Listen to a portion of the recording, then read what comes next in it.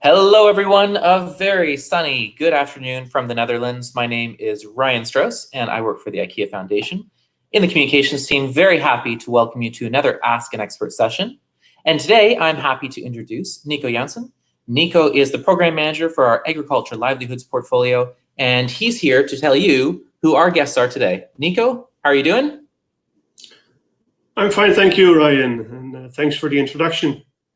Hello, everyone at the next IKEA Foundation Ask an Expert session. And also from my side, thanks for joining and showing interest in our work. At the IKEA Foundation, we work, of course, to create a better life for the many people. And with that, we focus on improving the lives of vulnerable children by enabling their families to create sustainable livelihoods and to fight and cope with the effects of climate change. Myself, I'm part of the agricultural livelihoods team that we have, where we aim to support a transition to planet-positive agricultural livelihoods. And we are supporting organizations on the ground in India and East Africa who can make a difference in the lives of people living in poverty. Many of us are nowadays dealing with the immediate threats of COVID-19, not only on the health side, but also rural communities are very much in fear of their livelihoods and how long their food supplies will last. And especially women are feeling the greatest share of this burden. And at the same time, they are the key to recovery. Today, I'll be talking to one of our partners, Root Capital, who we are supporting in their East Africa program. I'm joined by Willy Foote, the founder and CEO of Root Capital. Hello, Willy. And by Katie Naeve, the Director of Impact and Partnerships, and she's also the lead of their Women in Agriculture initiative. Root Capital supports small and growing agricultural agribusinesses in rural Africa, Asia, and Latin America by providing them with access to capital, training, and markets. These businesses then become engines of impact in their communities. And Root Capital was founded in 1999 by Willy Foote himself, and they have over the time supported more than 1,500 enterprises and thereby improving the livelihoods of more than 1.5 million farming families in the world's most valuable places. Well, I don't want to take too much of your time me talking. The session today is supposed, of course, that Willy and Katie will be talking as much as possible. So Willy, to start with you, what inspired you to start Root Capital? And what was the need that you saw that you wanted to fill? Well, thanks, Nico, and it's a pleasure to join you all today. So I started my career actually on Wall Street in Latin American corporate finance. And in the late 90s, I traded that job for a business journalism fellowship that took my wife and me on a 2-year journey across rural Mexico. So bumping around on the back roads in our truck and meeting many families who lacked the basics, clean water, electricity, medicine, access to basic education. And so we witnessed rural poverty firsthand. And as a result of this experience, my wife went into microfinance, which is, the $300 loan to the street vendor or the shoe cobbler. And I became fascinated by sustainable agriculture and the production of food and the tremendous opportunity that it offers to the world's rural poor to lift themselves up out of poverty. And yet there was just a lot of brokenness that I saw during that period in southern Mexico, deep market failures, and kind of a system that had farmers caught in a poverty trap. And so I started to think about that, and eventually my wife and I returned from Mexico, and on the way back in our truck, and we were actually supposed to enroll together at the Harvard Business School here in Boston, where I'm based now. And on the way back in the truck, I had my moment of existential clarity, and took a different path and actually launched Root Capital instead. And so, here we are, Nico, 20 years later, and it honestly still feels like we're just getting started. Amazing, Willy. Thank you for that. And instead of going to Harvard, you went back to roots, basically. And if I knowing Root a bit, being a social lender, if I may call it like that, why do you need it? Why do normal banks or lenders not want to go in that space, in your experience? Yeah, well, so let me tell you just really succinctly what it is we do, and then get to why it's needed. So we invest in the growth of small agricultural businesses like a farmer cooperative or an agro-processor or miller, so they can transform rural communities in Africa, in Latin America, in Southeast Asia. So raising farmer incomes, creating jobs in rural places, sustaining local communities. And in every case, we focus on these businesses because each of them can connect hundreds to thousands of farmers to markets where their crops fetch a better price, and they provide critical training and inputs to help those farmers succeed. And to your point around the IKEA Foundation's focus in, say, in East Africa, in all cases, we prioritize businesses and farmers that are dedicated to, planet-friendly agriculture. So farming practices that regenerate resources, like enriching the soil, that protect ecosystems, that strengthen biodiversity, like reforestation. And so here's the big challenge. And to your question, these businesses typically have real difficulties in accessing capital and markets. And they fall into what we call the missing middle. So they're too big for a micro loan of, say, $300, but they're too small for a bank, or too risky or too remote for the bank.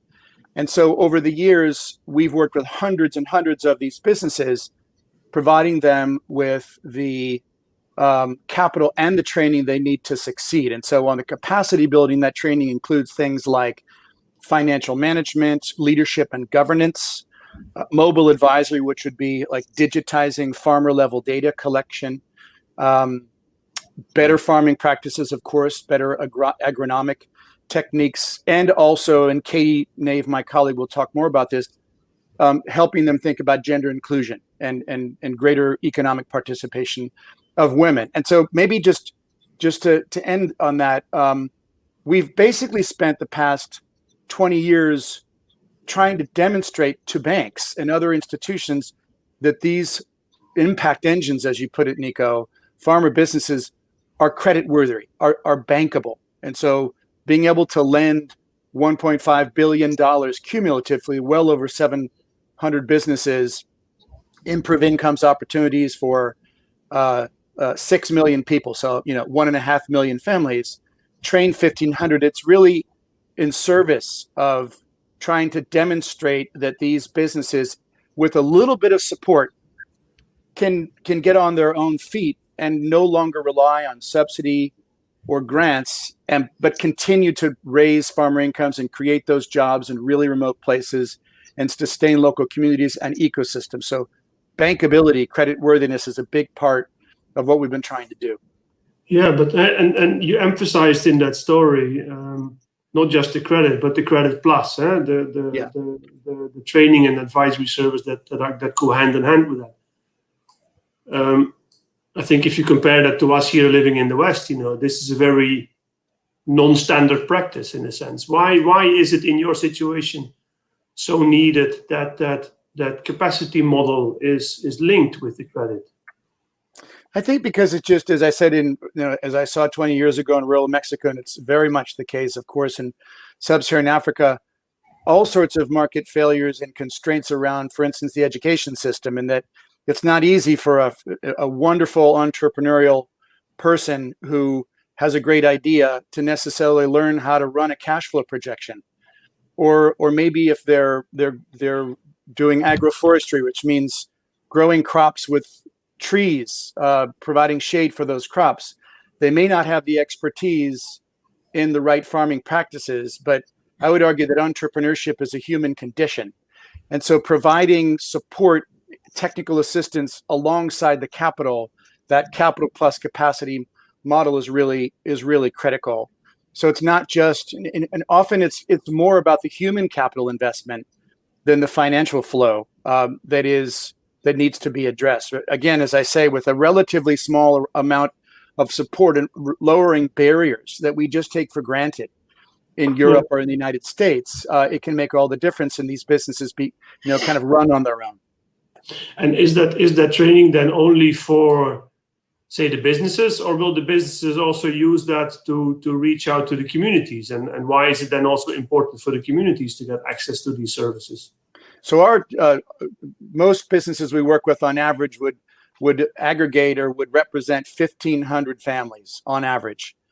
So really the critical thing about these businesses is they provide training and critical inputs, information to those farmers to help them succeed and farm better and be more profitable and more sustainable in their practices. So what we're really trying to do is to support the businesses so that they can provide better services, technical assistance, inputs, resources to their individual farmers.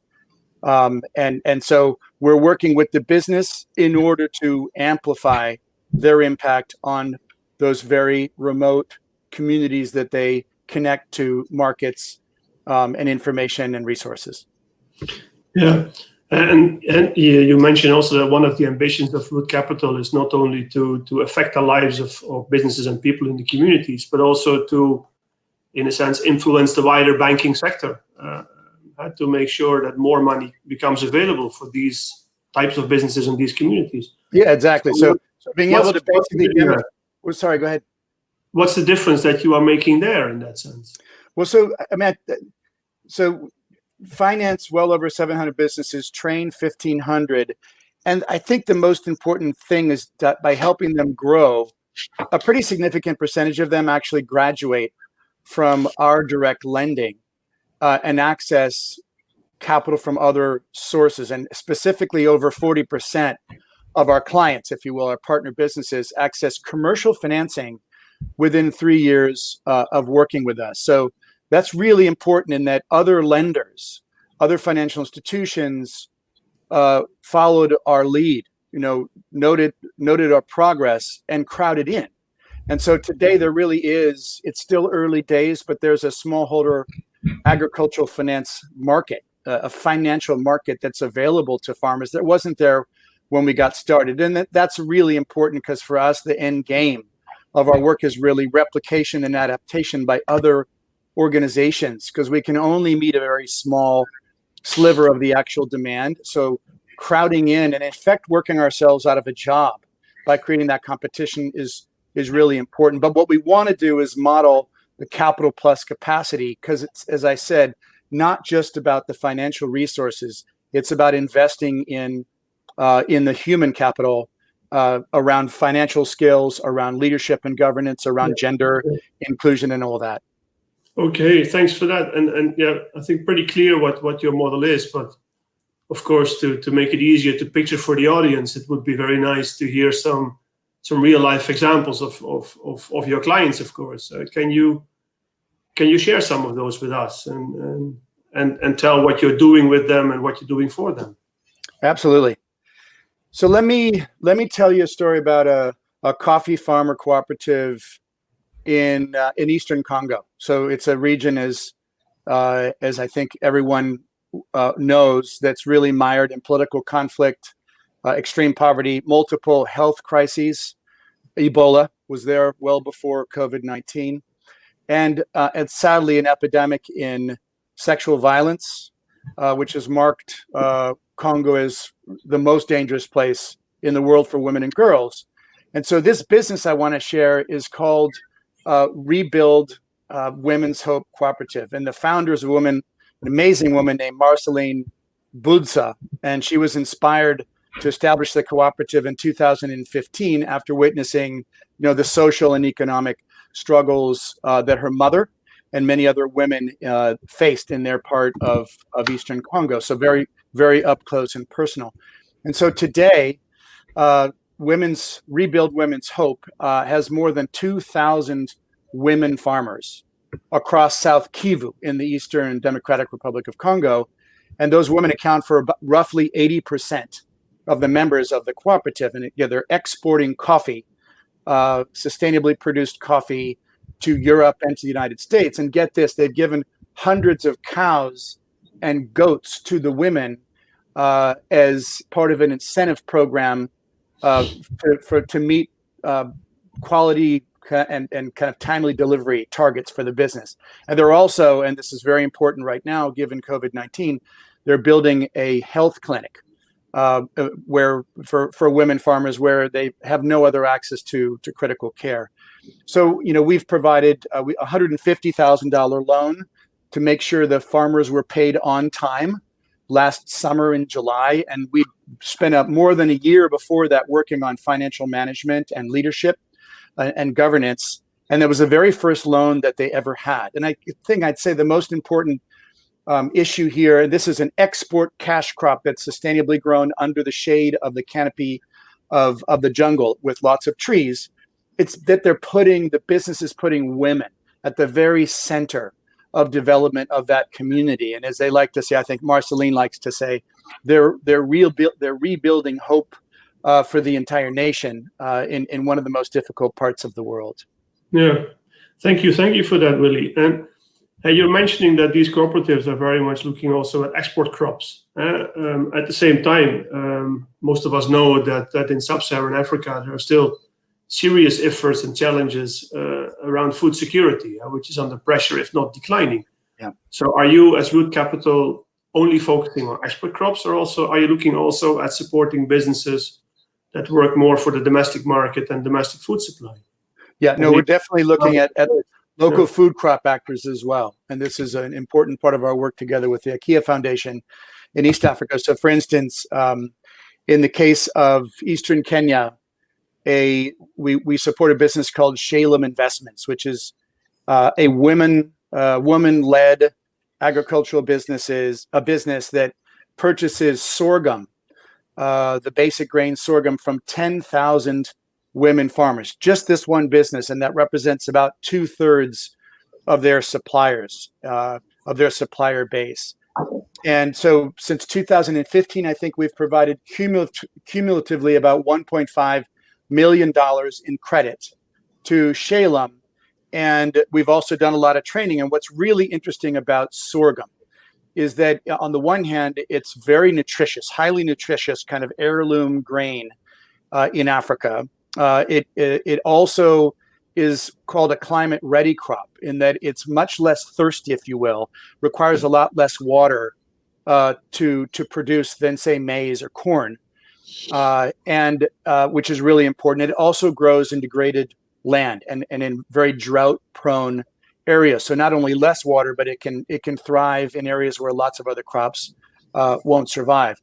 And maybe lastly here, it is what we would consider, and my colleague Katie Naeve can talk more about this, but a highly gender inclusive crop and business, because the vast majority of the farmers, the food crop farmers, are women. And in this case, interestingly, two critical markets. One is selling, believe it or not, sorghum to East African breweries, which is owned by Diageo, which owns Guinness, for a low price point sorghum beer sold into local markets. But I'd say more importantly, the other market is that this business is also processing the sorghum into like micronutrient fortified flours that are made into porridges, traditional porridges, for sale and consumption in local markets, and in particular to rural families, which is the front lines of food security and nutrition.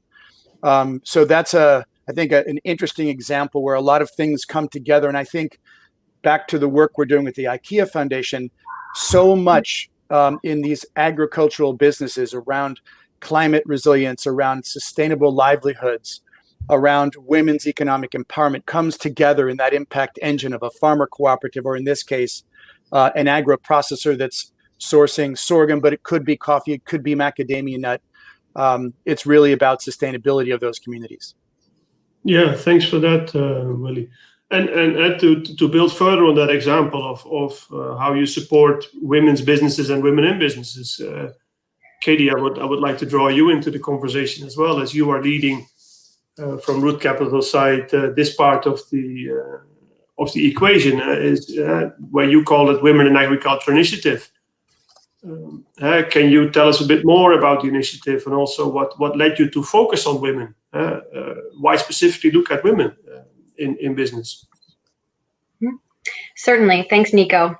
So we launched the Women in Agriculture Initiative in 2012 having recognized through our own research and our own work with agricultural businesses, the incredible role that women play in agriculture, as over half of the world's farmers, contributing greatly, as Willy explained, to food security and incomes for rural communities.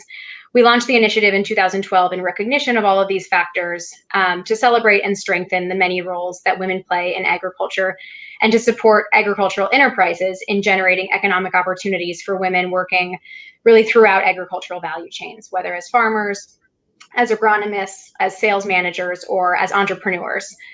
As such, the Women in Agriculture Initiative is really a holistic, organization-wide effort that really overlays all that we do. So we finance agricultural businesses, like those Willy mentioned, that generate economic opportunities for women, including investments into women-led businesses, women entrepreneurs.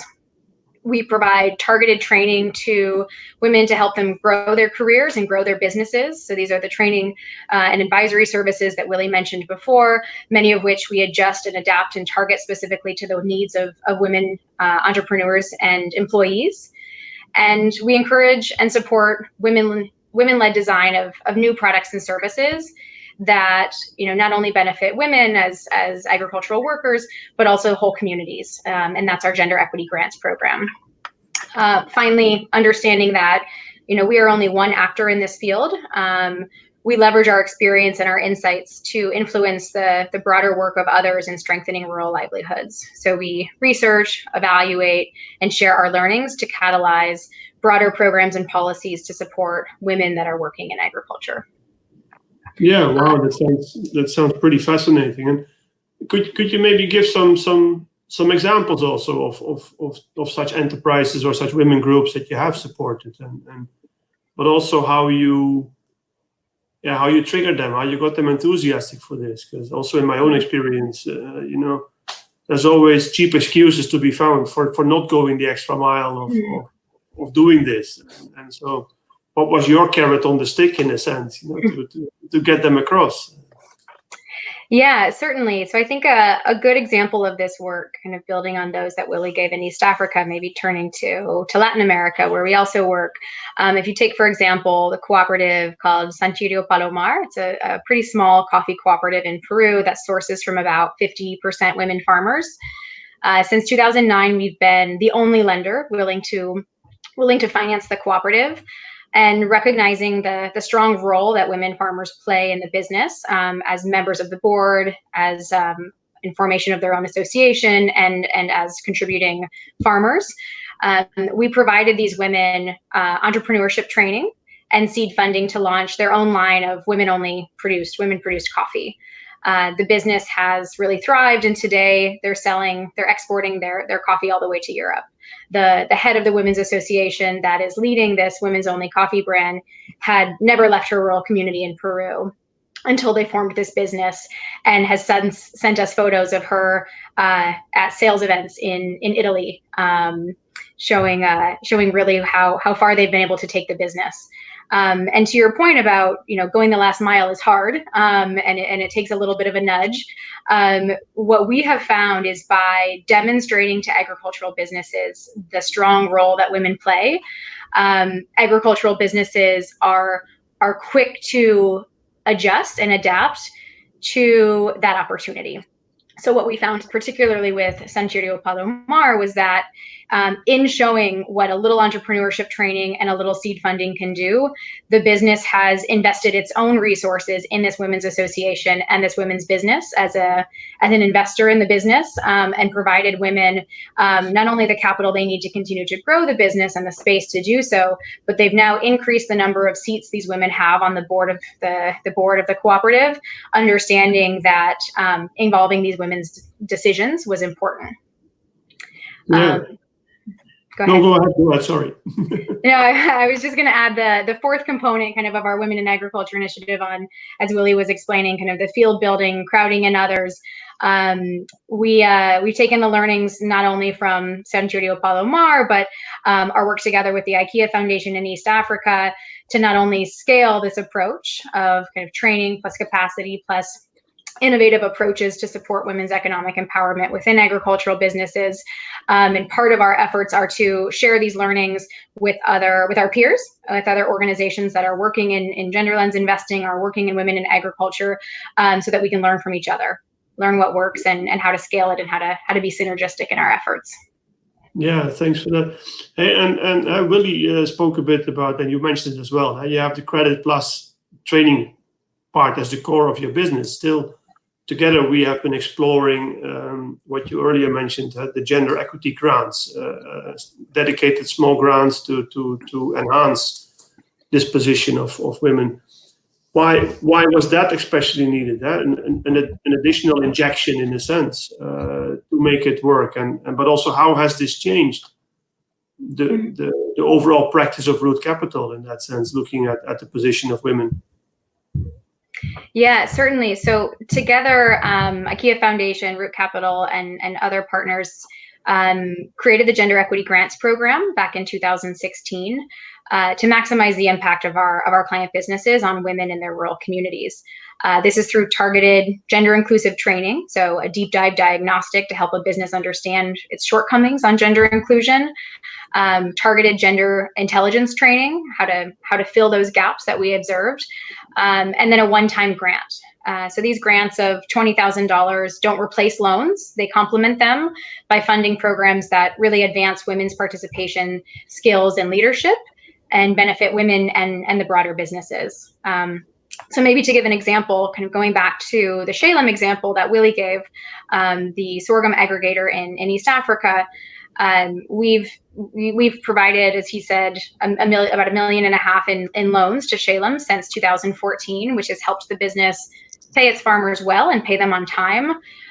We provided them a gender equity grant in turn, which allows the business to look critically at barriers that women farmers face and think really creatively about how to solve them. So with their gender equity grant, Shalem constructed 2 collection centers and outfitted them with digital platform scales. So previously, women had to travel very long distances to find a market or stand by the roadside and wait until nighttime for middlemen to buy their crops using rigged hanging scales, for example. In addition to greater effort and costs involved, women often face the danger of violence, theft, or crop damage from rains. So now, with the support of the Gender Equity Grant, Shalem contracts directly with women's farmer committees that manage the collection centers themselves, including the digital scales, which saves time and transportation costs for the farmers and the businesses alike, and improves women's personal and economic security. An evaluation actually of the Gender Equity Grant Program, the collection centers that Shalem implemented, showed such positive results that other funders have now come in or crowded in and have provided Shalem funding to scale up the collection centers tenfold to reach even more of their 10,000 women producers. Wow, some really impressive results. How small catalytic ideas can indeed boost a business and their whole outreach to their growers. Today, of course, we are confronted with a complete different challenge. The effects of a COVID-19 pandemic, and do you see how this is impacting the lives of women in rural communities, and what are you capable of doing to divert part of the threat? Yeah, we are. That is certainly the dire reality that many in rural communities are facing. We're really seeing through our efforts to gather information from our clients and from their communities. We're seeing the effect of COVID-19 on rural women on really 2 levels. One is as entrepreneurs and business leaders, and the other is as farmers.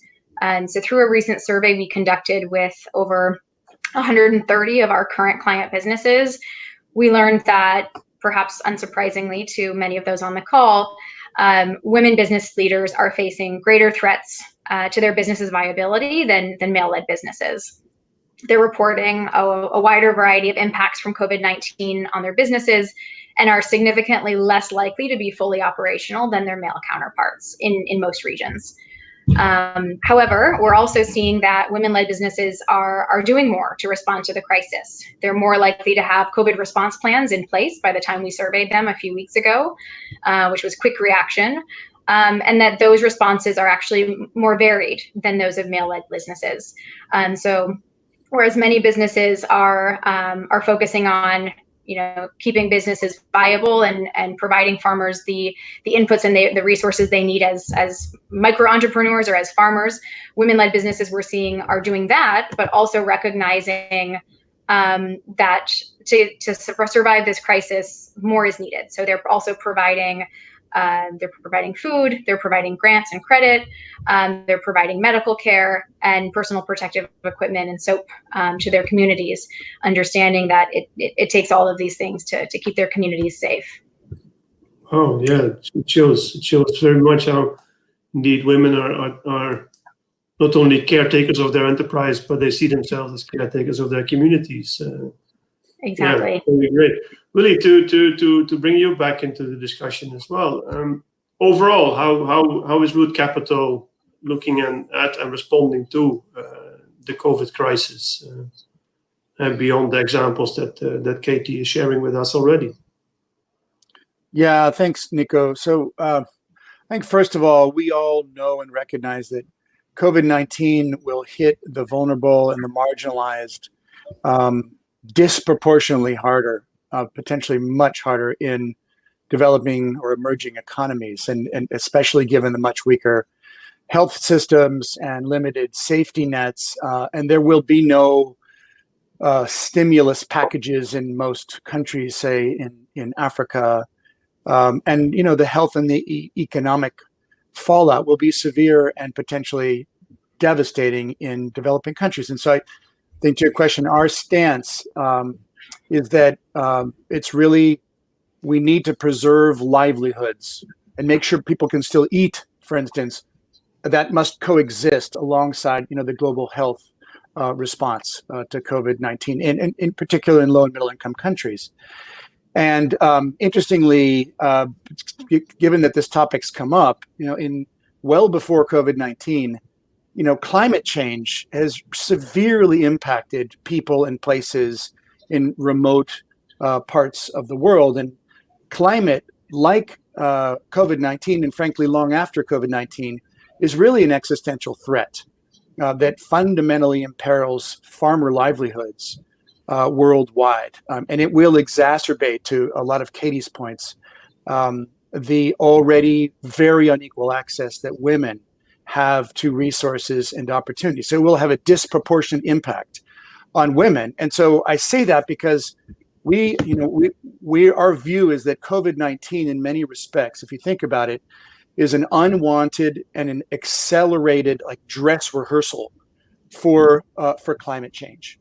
And we need to build adaptive capabilities as a global community, and in particular with respect to Root Capital's work, and I think IKEA Foundation's work, adaptive capabilities of these rural communities and farming communities and agricultural businesses to respond to these shocks, be it COVID-19 or Ebola, as I mentioned in Eastern Congo, or maybe most importantly, going forward to climate change. And so how can we reimagine what those adaptive capabilities look like? So specifically to our work, right here and now, I think the big opportunity, kind of the uplift that we feel in the face of this terrible crisis, is that agricultural businesses like Shalem Investments and Rebuild Women's Hope can play a crucial role right now in protecting lives and preserving livelihoods, because they reach the most vulnerable in these remote rural areas. Either they employ them,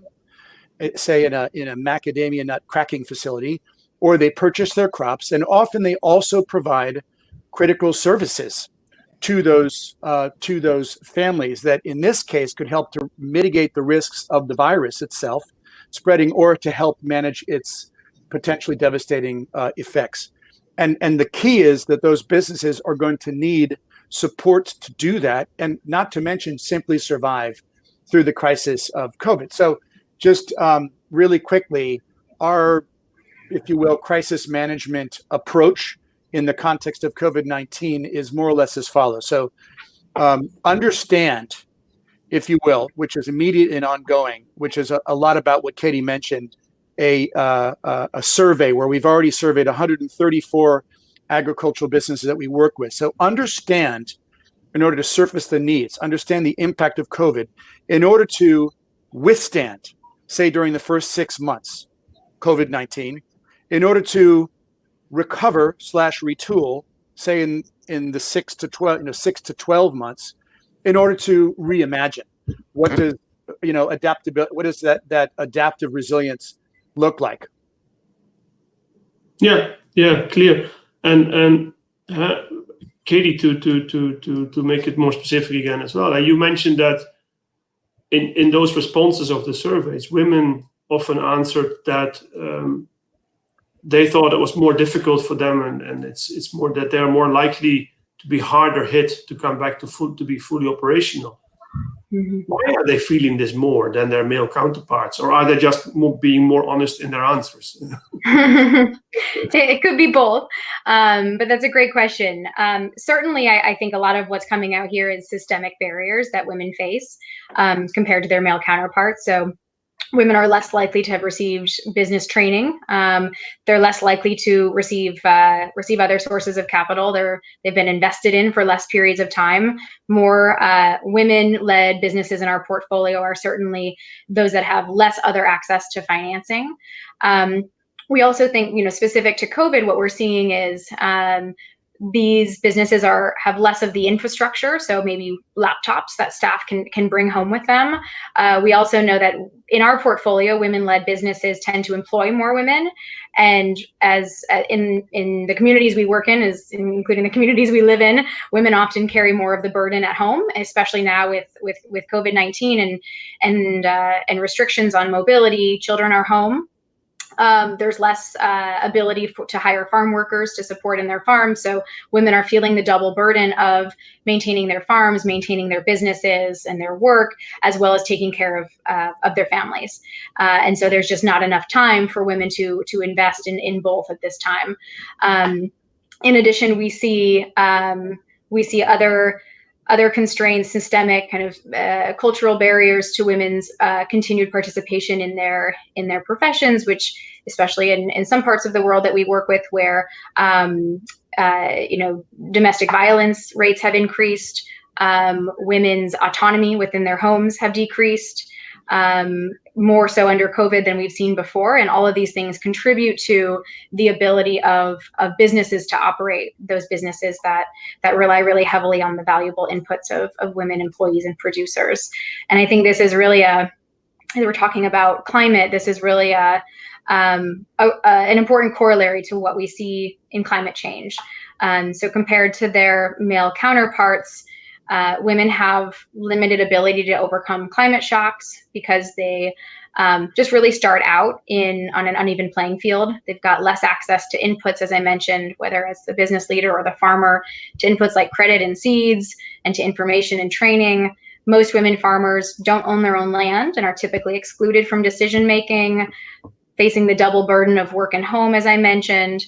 However, much like we're seeing in the COVID response, they're a really critical part of the solution for climate as well. Not only do rural women play a critical role in household management, as I mentioned, allocating resources for their family's well-being, a lot of research has shown that women help their families adapt to shocks like COVID, like environmental threats, and that they're really skilled at information sharing and community mobilization.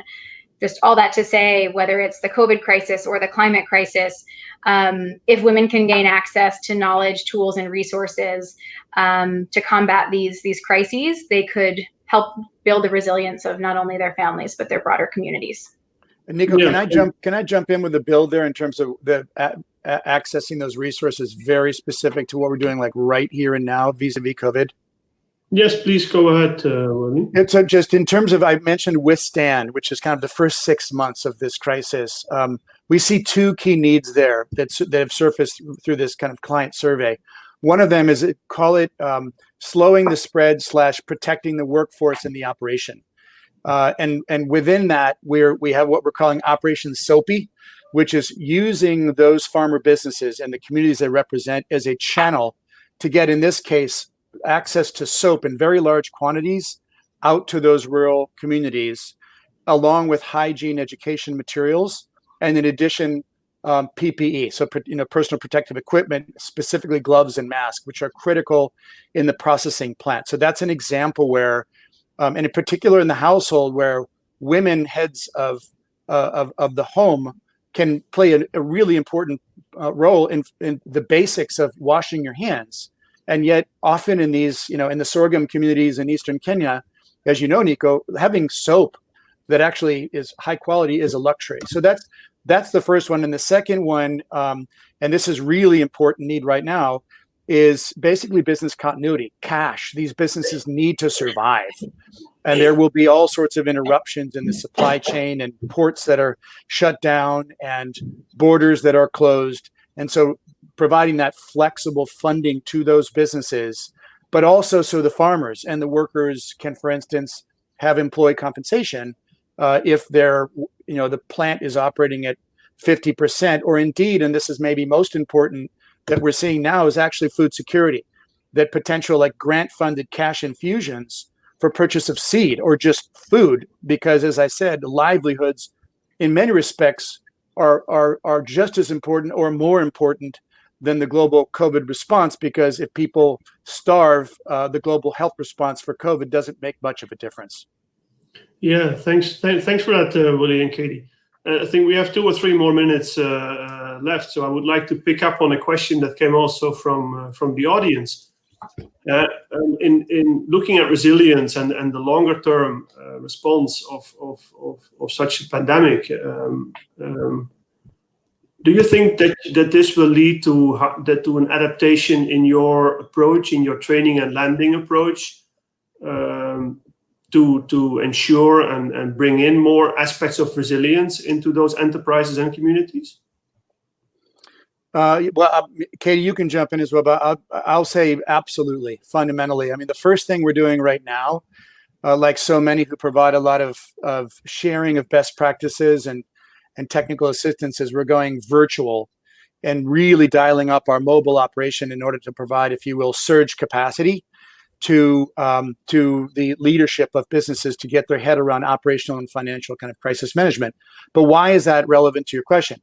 Because, for instance, the digital business information intelligence, being able to digitize farmer level data collection and build those information management systems at the business level as well, so that they can turn into information, decision-making tools, is more than just a fancy thing to have. It's now like a survival strategy.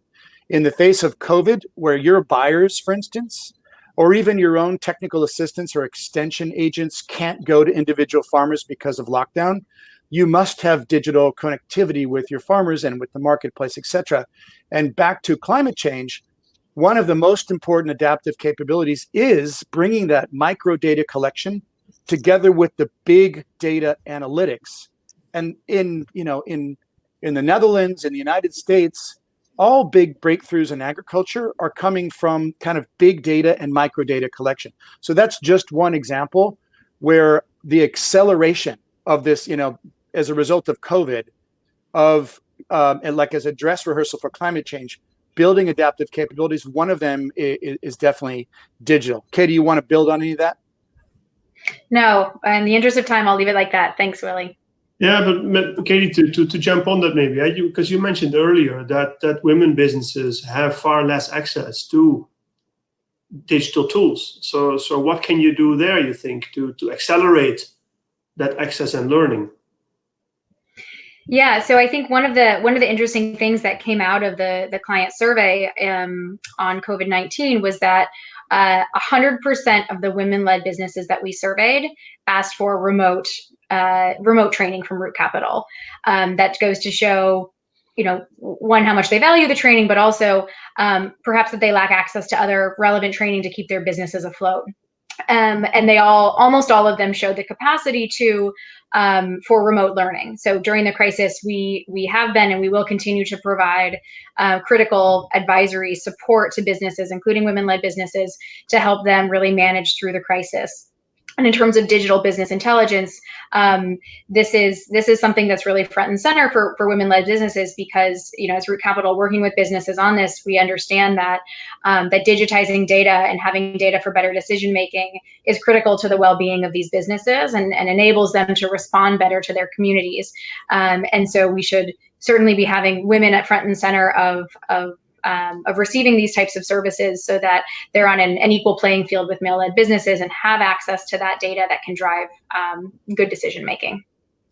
Yeah, thank you. Thank you very much, Willy and Katie. I think we could talk on for hours about these inspirational aspects, and it surely has inspired me a lot these last 45 minutes, and your capacity in showing examples of how you're dealing with difficult situations in general, but especially now in times of COVID. Unfortunately, it brings us already to the end of our today's session. So thank you all for listening. Thanks, Willy and Katie, for talking and inspiring us.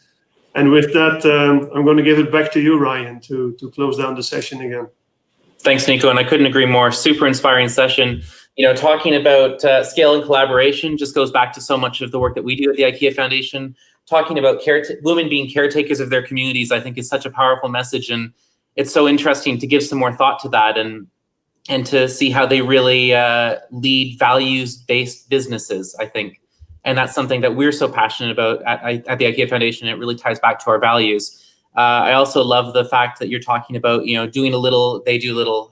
You know, at IKEA, we talk a lot about we do a little, you do a little, together we do a lot. And I think just such inspiring and interesting messages. So thank you so much, Willy, Katie. Really appreciate your time. Nico, thanks so much for moderating. Everyone who joined us live, thank you so much for joining. We're going to be taking a couple weeks break with Ask an Expert, but we're going to be back on the 28th of May with a very special guest, Jesper Brodin, who's the CEO of Inca Group, which is the largest franchisee for IKEA. And we're going to have a really great discussion then. So I hope you can join us then. And to all those who are watching us a little bit after, we really appreciate you joining in. If we did have a couple questions that we didn't answer, and I think that we did because we just couldn't get to everything, Willy and Katie will send those to you, and hopefully you can take a few minutes out of your very, very busy schedules to give us some written responses, and we'll post them on the page afterwards. Does that sound okay? Absolutely. Sounds great. Thank you. All right, then one big thank you to everyone, and we'll talk to you guys soon. Bye.